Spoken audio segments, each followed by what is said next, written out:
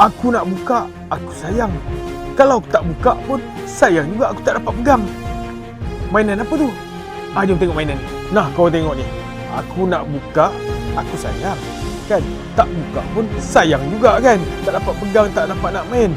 Tapi itulah, tak tahulah kenapa aku sayang sangat. Mungkin sebab dia pada aku macam eksklusif. Sebab dia tulis eksklusif kat sini. Kan? Kau tengok siap dengan dia punya blood dia. Apa yang ni best ni? Yang ni best ni. Aku nak buka, aku sayang. Sebab ni match dia pertama dekat AEW dengan abang ni. Memang match dia pada aku memang best gila. Korang tengoklah sendiri dia punya match ni. Okay? So, ni. Tak tahulah aku nak buka ke tak nak buka. Korang rasa korang nak aku buka ke tak payah buka. Cuba komen dekat ruangan komen, okay? Kalau ramai suruh aku buka, aku review cun-cun dekat korang semua, okay? So jangan lupa like, follow and share. Saya Brock Toy. Bye-bye.